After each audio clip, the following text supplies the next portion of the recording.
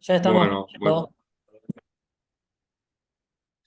buenos días a todos. Mi nombre es Adrián Jaime, presidente del Hospital Británico de Buenos Aires, y junto al equipo de cadera vamos a presentar el Ateneo del día de hoy, que es reemplazo total de rodillas asociado a deformidades extraarticulares. Este es un tema ya publicado por el servicio de cadera, tanto en revistas de la AOT como en revistas internacionales. Los objetivos de esta charla son inicialmente hablar de las generalidades, la evaluación del paciente, qué necesitamos para hacer un diagnóstico y la planificación quirúrgica. Entonces, comenzamos pudiendo definir así a lo que es una deformidad extraarticular, aquella que se origina a nivel de la proximidad de los epicóndilos femorales o distal al cuello del peroné, siendo una deformidad significativa cuando son mayores al 10%. Estas, como causas, pueden ser desde una consolidación viciosa, una pseudoartrosis, enfermedades metabólicas, enfermedad de Payet, osteotomías previas del paciente según haya requerido para correcciones de eje y demás, o malformaciones congénitas. Los desejes que pueden presentar pueden ser tanto en el eje coronal, como también en un eje sagital, como también malformaciones rotacionales o combinadas. Ahora, lo importante de esto es eh, qué tipo de tratamiento son aquellos que vamos a hablar. Nosotros estamos hablando de lo que es un reemplazo total de rodilla, pero no van a ser los mismos cortes, sino que van a estar eh, condicionados debido a la malformación, lo cual nos obligará a nosotros a hacer cortes inusuales intraarticulares con una liberación de partes blandas o una osteotomía correctiva a nivel de la deformidad según nuestra planificación quirúrgica, teniendo en cuenta que los cortes inusuales intraarticulares pueden llegar a realizarse en aquellas deformidades femorales de hasta 20 grados y en deformidades tibiales de hasta 30 grados. Los estudios para esto, lo que nosotros vamos a necesitar es una correcta evaluación del paciente, empezando por la edad, los antecedentes clínicos y quirúrgicos del paciente, la funcionalidad de este mismo y el miembro que presenta, cuánto lo limita, las causas y el tipo de la deformidad, y a su vez, qué articulaciones son las que van a estar afectadas. Al examen físico, lo que vamos a evaluar inicialmente va a ser el rango de movilidad articular, rigideces y contracturas, deformidades multiplanares, el estado neurovascular, si el paciente presenta osteosíntesis previas y la calidad de los tejidos y las cicatrices, que intentaremos que estas sean las vías de abordaje para nuestra cirugía. En cuanto a estudios a solicitar, lo que vamos a pedir inicialmente va a ser una radiografía de tanto de frente como de perfil de rodilla. Luego, también vamos a solicitar algún escanograma para valorar discrepancias, poder calcular deformidades asociadas, tanto ya sea femorales o tibiales, y también una tomografía para descartar deformidades rotacionales. Para esto, eh, con un buen estudio de imágenes, podremos comenzar a planificar nuestra cirugía, tanto para un corte tibial como para un corte femoral.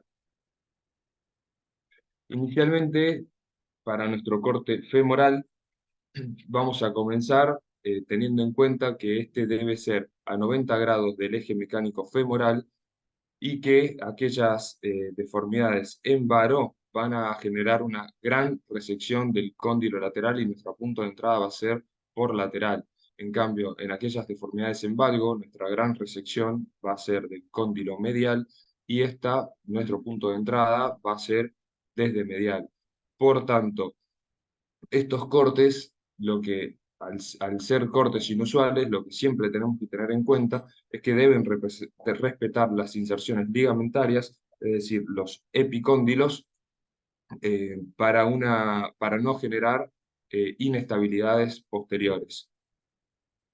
Como bien había mencionado previamente, esto creo que es lo que nosotros nos tenemos que basar sobre todo, tanto en las deformidades femorales de hasta 20 grados y en las deformidades tibiales para poder realizar cortes inusuales. Para los cortes tibiales, si bien siguiendo las mismas reglas remarcadas en el recuadro rojo, estas sí o sí deben realizarse a 90 grados del eje diafisario de la deformidad. Todo esto hay que combinarlo con una correcta liberación de partes blandas, ya sea siempre del lado cóncavo de la deformidad para poder corregir las asimetrías que se generan en los cajones a la hora de realizar los cortes. Entonces,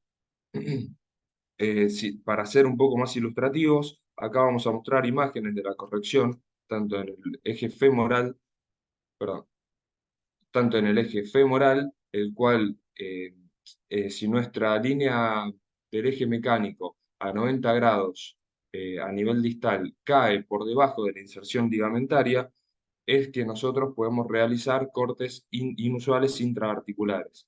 Ahora, si esta misma, el corte a 90 grados cae por encima de alguna del- de los epicóndilos o de alguna inserción ligamentaria, nosotros ya deberemos planificar una osteotomía correctora a nivel de la deformidad. Para nuestra, para nuestra planificación tibial, lo que vamos a realizar es trazar una línea a 90 grados, si bien digo, una línea sobre el eje de la deformidad y luego una que corte a 90 grados el eje diafisario distal de la deformidad, lo cual, si esta línea de corte atraviesa los platillos, podemos decir que podemos realizar un corte intraarticular inusual. Ahora, si esta misma no atraviesa los platillos, justamente deberemos planificar una osteotomía correctiva. Tanto para para deformidades rotacionales o combinadas, los cortes intraarticulares inusuales van a seguir las mismas reglas que ya habíamos descrito previamente, y las deformidades rotacionales también hay que tomarlas para cada paciente en particular y considerar según el caso. En este artículo publicado por Deschamps en 2012 presenta que osteotomías rotacionales con una rotación externa de hasta 10 grados y una interna de hasta 20 grados pueden ser corregidas sin osteotomías extras, eh, con buenos resultados funcionales y una mejoría del dolor posoperatorio aceptada. Por tanto, para, ya como para cerrar lo que es planificación y ser un poco más precisos, eh, a nivel de lo que es la deformidad en varo, vamos a realizar una gran resección del cóndilo lateral con nuestra puerta de entrada desde lateral, y para deformidades femorales en valgo vamos a generar una gran resección del cóndilo medial con nuestra punta de entrada desde medial. En aquellas deformidades tibiales en varo, vamos a hacer una gran resección del platillo tibial lateral, y para las deformidades tibiales en valgo vamos a hacer una gran resección del platillo tibial medial.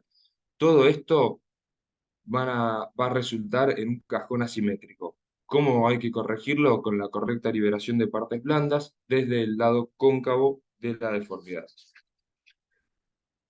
Entonces, todo esto este, nos va a generar a nosotros una correcta planificación, evitar errores.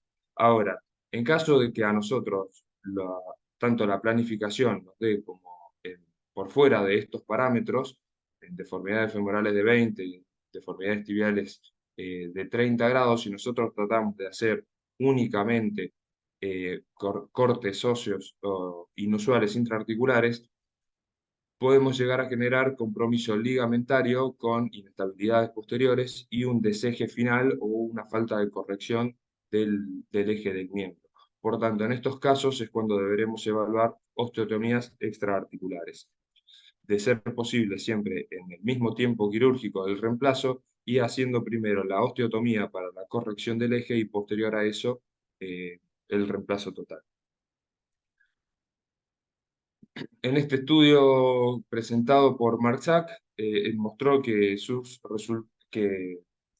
en el cual realizó 33 reemplazos total de rodilla en pacientes con deformidades severas de hasta 50 grados en varo y 40 grados en valgo sin osteotomías, mostró que sus resultados en el posoperatorio mejoraron el dolor con una recuperación aceptable del eje pero con algo menos de movilidad. El caso que vamos a presentar se trata de una paciente operada por el servicio. Es una paciente femenina de 66 años de edad, diabética, con hipotiroidismo y fibromialgia. A los 10 años presentó una osteotomía de cadera derecha, secundaria a una displasia de cadera, con una cirugía de revisión a los 2 años, aparentemente de mala evolución, según lo refiere ella, en el cual se le realizó un reemplazo total de cadera derecha a los 25 años, y posterior a esto, múltiples osteotomías tibiales, las cuales no recuerda causa ni tampoco el lugar durante su juventud. La paciente consulta actualmente por una gonalgia derecha de 10 años de evolución que aumentó de intensidad en los últimos 4 años, limitándola a la marcha a los 300 metros con uso de muletas, perdón, en la mano contralateral. Ella al examen físico presentaba una movilidad de 5 a 85 grados, con un estable álvaro valgo, presentaba cicatrices eutróficas, las cuales no impresionaba defecto de cobertura. Se le solicitaron radiografías en las que, perdón, se solicitaron radiografías en las que la paciente presenta una, perdón, muestro el rango de movilidad, que lo había descrito también.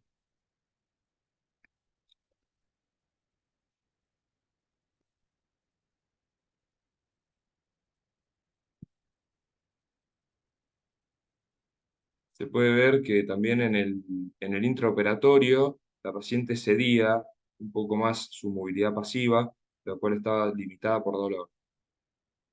Se le solicitaron radiografías en las que podemos observar una alteración de la forma, estructura y las relaciones compatibles con un gen varo artrósico derecho con una deformidad tanto en el plano coronal como sagital de la tibia, las cuales fueron medidas y presentaba una deformidad en varo de 13 grados y un antecurvatum de 18 grados.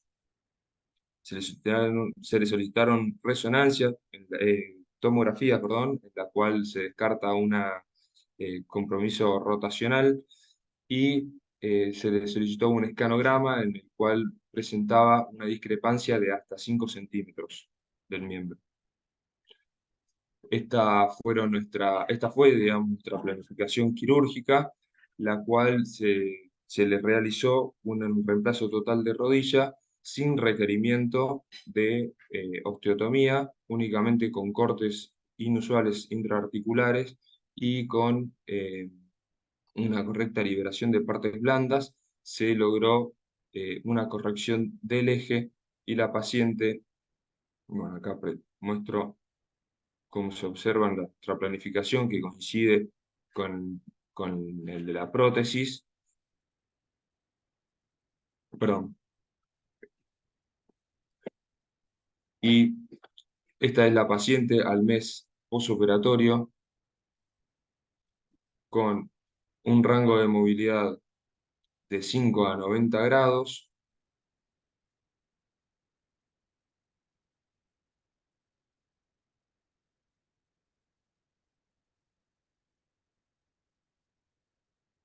Por tanto, como para ir cerrando y concluyendo, lo que más nos debe quedar de esta charla es que es fundamental la planificación quirúrgica en los reemplazos total de rodilla asociado a deformidades extraarticulares, y que aquellas deformidades femorales menores a 20 grados y tibiales menores a 30 grados, ya sea en el plano coronal, sagital y rotacional, pueden ser tratados con cortes óseos intraarticulares inusuales y con una correcta liberación de partes blandas. Pero aquellas deformidades mayores sí o sí deben ser tratadas con osteotomías correctivas.